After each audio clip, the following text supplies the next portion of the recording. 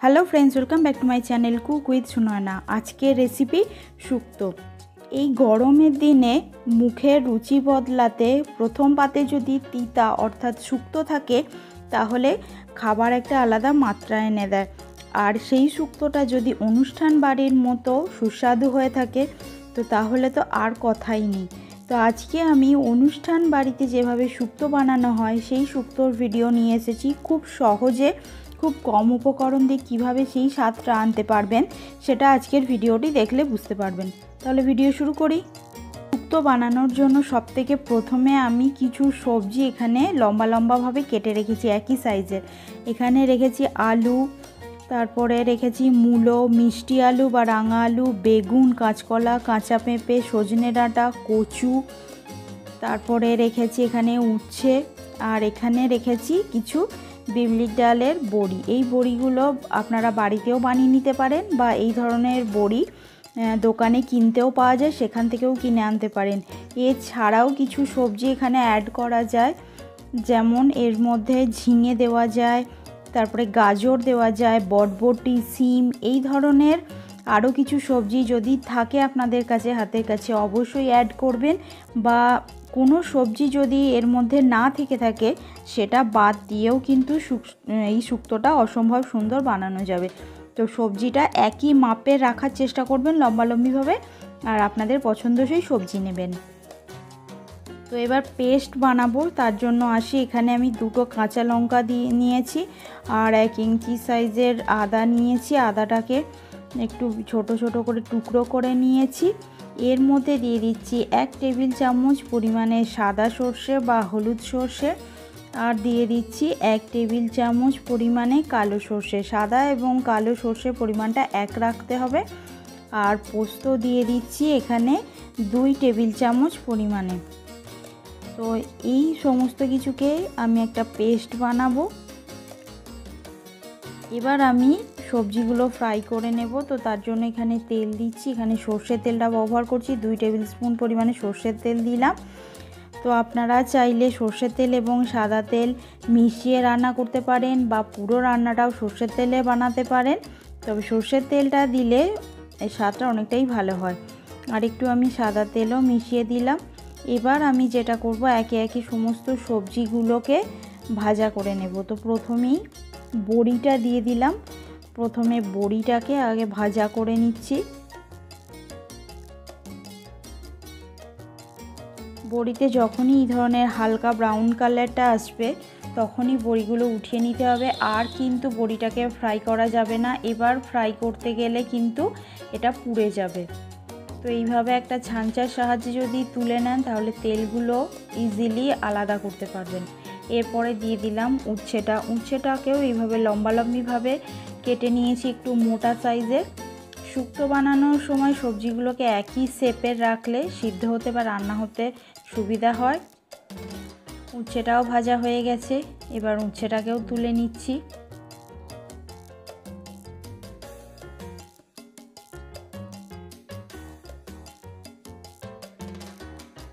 এরপরে আমি তেলের মধ্যে বেগুনটা দিয়ে দিলাম। বেগুনটাকেও আমি লম্বালম্বিভাবে টুকরো করেছি, আর বেগুনটাকেও আমি ফ্রাই করে নেব। বেগুনটাকে কিন্তু যেরকমভাবে বেগুন ভাজা হয় একেবারে লাল লাল মতো, অতটা লাল করে কিন্তু ভাজলে চলবে না। হালকা লাল কালারটা আসবে তখনই এটাকে উঠিয়ে নিতে হবে। দেখিয়ে দিচ্ছি। তো দেখুন জাস্ট কালারটা এসেছে, লালচে ভাবটা, এই সময়ই কিন্তু বেগুনগুলোকে উঠিয়ে নিতে হবে। আমি এখানে কোনো সবজির মধ্যে কিন্তু লবণ মাখিয়ে রাখিনি। ভাজার সময় লবণ মাখাবেন না, তাহলে কিন্তু শুক্তোর মধ্যে লবণের ব্যালেন্সটা গন্ডগোল হয়ে যাবে। সব শেষে লবণটা দেবেন। এবার আমি এখানে কাঁচকলা দিলাম, এটাকেও ঠিক তাই হালকা করে লালচে যখনই ভাবটা আসবে বা কালারটা আসবে তখনই এটাকে উঠিয়ে নিতে হবে। খুব বেশি এটাকেও কিন্তু ফ্রাই করা যাবে না, যেরকমভাবে আমরা কলা ভাজি সেভাবে কিন্তু না, একটু জাস্ট কালারটা আসবে তখনই এটাকে উঠিয়ে নিতে হবে। তো কলাটাও হয়ে গেছে, আশা করি দেখে আপনারা বুঝতেই পারছেন কিভাবে ফ্রাই করে নেওয়ার পরে উঠিয়ে নিচ্ছি। এরপরে বাকি সবজিগুলো দিয়ে দেব একে একে। তো দিয়ে দিলাম আলু, আলুটাকেও একই রকমভাবে ফ্রাই করে নেব। এবার যে বাকি সবজিগুলো আছে সেই সবজিগুলোকে একে একে দিতে থাকবো আর একসাথেই ভাজা করে নেব। বাকি যে কটা সবজি রয়েছে শুধুমাত্র উচ্ছে, বেগুন, কাঁচকলা এই কয়েকটা সবজিকে আলাদা আলাদাভাবে ফ্রাই করে নিলে জিনিসটা ভালো হয়, তো সেই কারণে এগুলোকে আলাদা আলাদা করে নিয়েছি। আর বাকি যে সমস্ত সবজি আছে যেমন আলু, মিষ্টি আলু বা রাঙা আলু, মূলো, কচু, সজনে ডাঁটা এই সমস্ত সবজিগুলোকে, কাঁচা পেঁপে সবই একসঙ্গে আমি একটার পর একটা দিতে থাকবো। তারপরে হালকা ফ্রাই করে নেব। যখনই হালকা কালারটা চলে আসবে, মানে কাঁচা ব্যাপারটা যখনই একটু চলে যাবে, তখনই এগুলোকে আমি উঠিয়ে নেব। এছাড়াও আপনারা যদি ঝিঙে অ্যাড করতে চান বা শিম বা বরবটি একই সঙ্গে এইভাবে অ্যাড করে দিতে পারেন। তো দেখুন সবজিগুলো ভাজা হয়ে গেছে। কালারটা দেখে বুঝতে পারছেন যে সবজিগুলো কিন্তু ভাজা হয়ে গেছে। মোটামুটিভাবে আমি এখানে মিনিট 2 মতো আমি ফ্রাই করেছি। ফ্রাই করার পর এটা হয়েছে এরকমভাবে আমি এগুলো উঠিয়ে নিচ্ছি। এবার গ্রেভিটা বা শুক্তোটা বানানোর জন্য আমি এখানে আবারও তেল দিয়ে দিলাম 1 টেবিল স্পুন পরিমাণে সর্ষের তেল। এর মধ্যে এবার আমি ফোড়নে 5 ফোড়ন দিয়ে দিচ্ছি 1 চা চামচ পরিমাণে। শুক্তোর মধ্যে 5 ফোড়নটা দিলে সবথেকে বেশি ভালো লাগে। এছাড়াও এর মধ্যে আমি দিয়ে দিচ্ছি একটা তেজপাতাকে একটু চিড়ে নিয়েছি বা ফাটিয়ে দিয়েছি, ছিঁড়ে এটাকে এখানে দিয়ে দিলাম।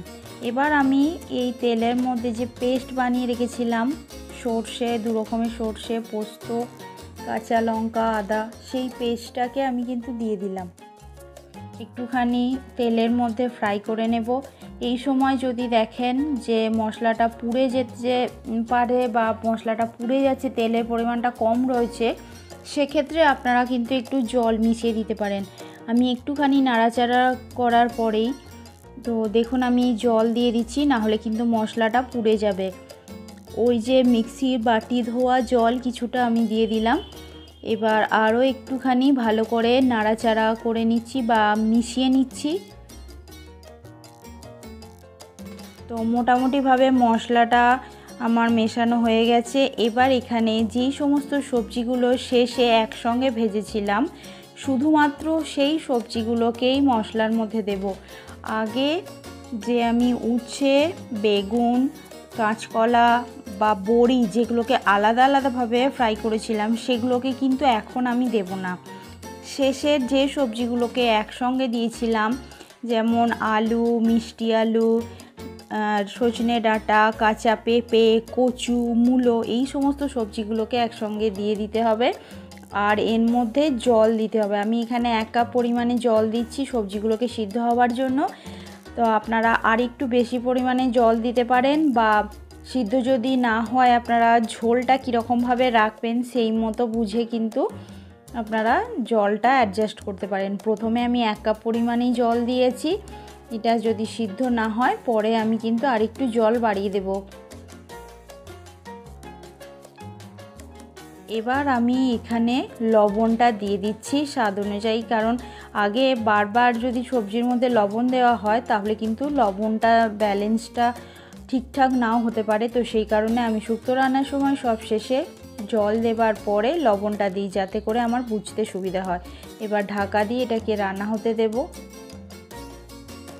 ততক্ষণ আমি এখানে 1 টিস্পুন পরিমাণে রোস্টেড রাঁধুনিটাকে আমি যেটা করি তাড়াতাড়ির জন্য, সকালে আমার রান্নার সময় তাড়াতাড়ির জন্য আমি আগে থেকেই রোস্ট করে পাউডার বানিয়ে রাখি, তাহলে আমার এটা সুবিধা হয়। আমি রাঁধুনিটাকে জলের মধ্যে এভাবে পেস্ট করে রাখছি।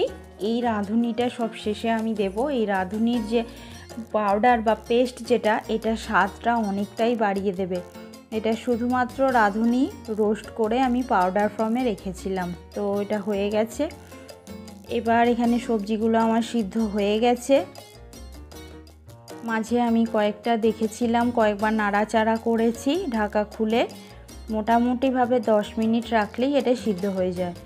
এবার অনুষ্ঠান বাড়ি যে সাদা শুক্তো তার মধ্যে দুধ দেওয়া হয়, তো আমি এখানে 1 কাপ পরিমাণে দুধ দিয়ে দিলাম এবং আরও 1 কাপ পরিমাণে জল কিন্তু আমি এখানে দিয়ে দিচ্ছি।